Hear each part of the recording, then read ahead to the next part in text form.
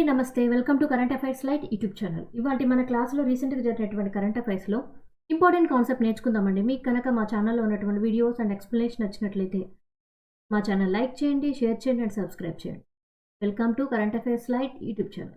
ఇవాల్టి మన concept power grid board.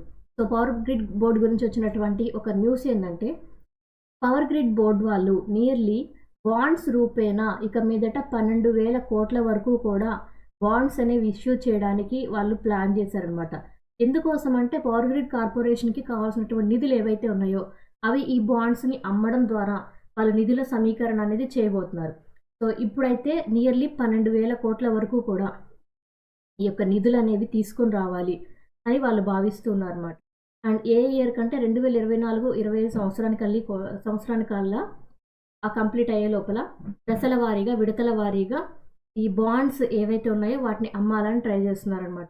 So power grid corporation వాళ్ళు ఈ యొక్క మన దేశానికి మొత్తానికి కూడా ఎలక్ట్రిసిటీ పవర్ జనరేట్ చేసే విషయంలో పూచీకత్తుగా వ్యవహరిస్తూ ఉంటారనమాట. అంటే మన దేశంలో ఎంత పవర్ జనరేట్ అవుతుంది, ఎంత ఎవరు వినియోగించుకుంటున్నారు, ఇటువంటి విషయాల మీద అవగాహన అండ్ వర్కింగ్ అనేది పవర్ గ్రిడ్ కార్పొరేషన్ యొక్క పరిధిలో ఉంటుంది.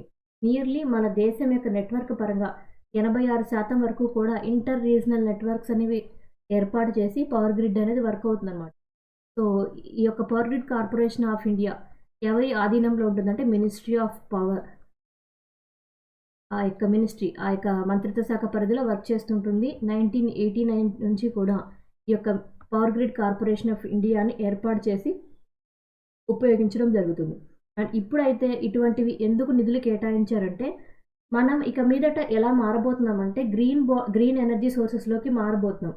అంటే రెన్యూబుల్ ఎనర్జీ సోర్సెస్లోకి, సోలార్ సిస్టమ్స్లోకి మనం మారబోతున్నప్పుడు మనం నిధులను తీసుకొని వచ్చి ముందుగానే పవర్ గ్రిడ్స్ అనేవి ఏర్పాటు చేయడానికి నిధులు కావాలి అంటే ఈ బాండ్స్ రూపేణా ఏవైతే అమౌంట్ అనేది వస్తుందో అవి అమ్మడం ద్వారా ఆ అమౌంట్నే ఇక మీదట పవర్ గ్రిడ్స్ని ఏర్పాటు చేసి శక్తి ఉత్పాదనని పెంచాలి. అంటే సోలార్ పవర్ గ్రిడ్స్ ఏర్పాటు చేయాలంటే ఒక ప్లేస్లో ఒక సోలార్ పవర్ గ్రిడ్ ఏర్పాటు చేయాలనుకుంటున్నారు.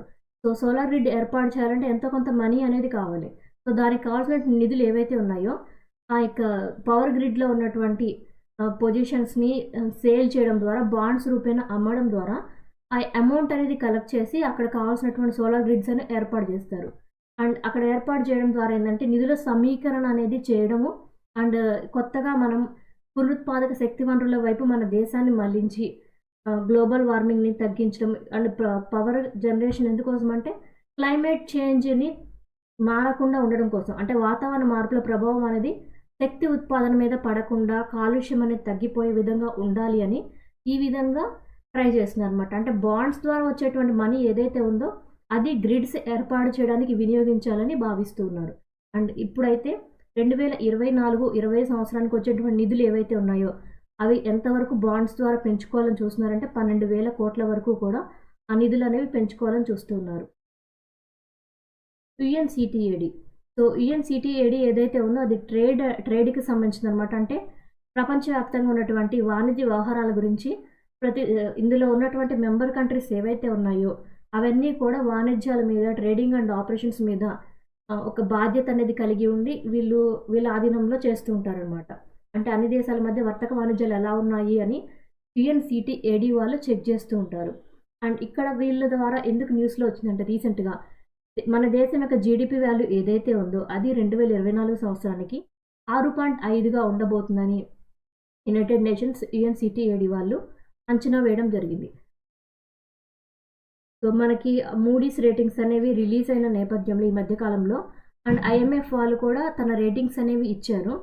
ఈ నేపథ్యంలో ఏంటంటే యునైటెడ్ నేషన్స్కి చెందినటువంటి ఒక అనుబంధ విభాగం అనమాట United nations conference on trade and development. అంటే వాణిజ్యం అండ్ అభివృద్ధికి సంబంధించినటువంటి విభాగం ప్రతి దేశం యొక్క వాణిజ్య విషయాలు ఏ విధంగా ఉన్నాయి, అభివృద్ధి ఏ విధంగా ఉంది, ఇటువంటి విషయాల గురించి చెక్ చేస్తూ ఉండడమే యుఎన్సిటిఏడి యొక్క చేసేటువంటి పని అనమాట.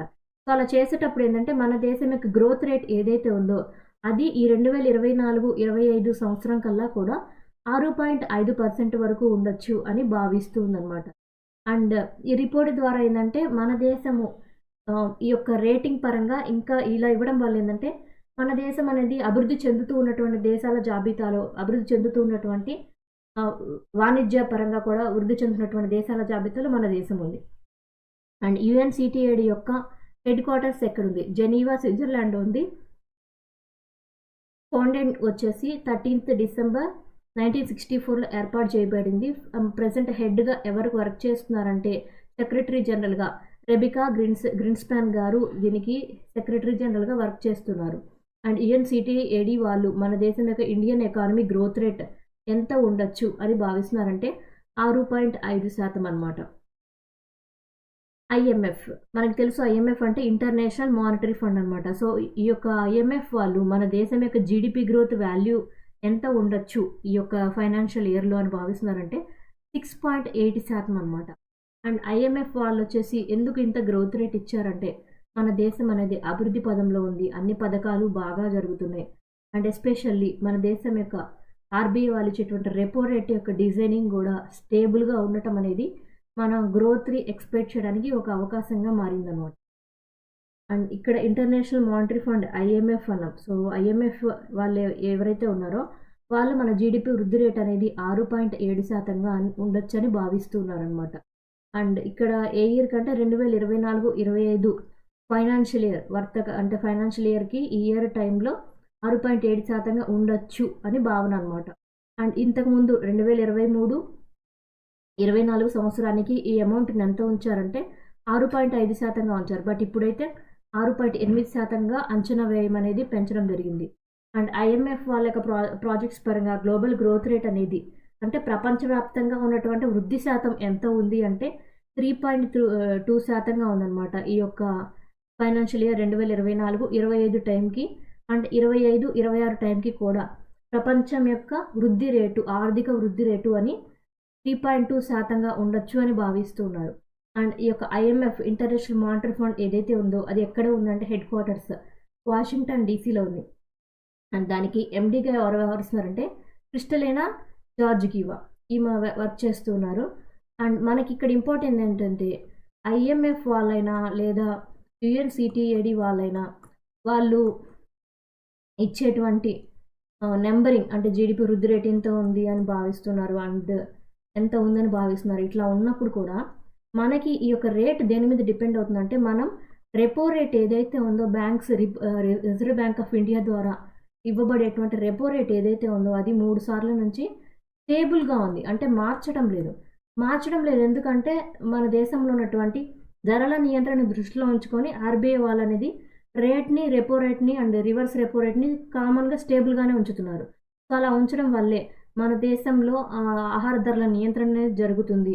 అండ్ దాంతోపాటు వృద్ధి కూడా స్టేబుల్గా అంటే సస్టైనబుల్గా సుస్థిరాభివృద్ధి సాధించడానికి ఆర్బీఐ తన యొక్క రిపో రేట్ని స్టేబుల్గా ఉంచడమే కారణం.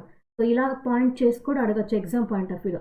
ఎందువల్ల అని అడిగితే ఆర్బీఐ తన యొక్క వృద్ధి రేట్ని, తన యొక్క రెపో రేట్ ఏదైతే ఉందో ఆ రేట్లని స్టేబుల్గా ఉంచడం వల్ల ధరల నియంత్రణ సాధ్యమైంది, మన దేశానికి ఆర్థిక ప్రగతి అనేది సాధ్యపడింది. Thanks for watching my video. మీకు కనుక నా వీడియోని ఎక్స్ప్లెనేషన్ వచ్చినట్లయితే నా వీడియోస్ లైక్ చేయండి, షేర్ చేయండి అండ్ సబ్స్క్రైబ్ చేయండి. మీకు నా వీడియోస్ ఏ విధంగా అనిపిస్తున్నాయో నాకు కామెంట్ సెక్షన్లో తెలియజేయండి. Thank you for watching my video. Thank you.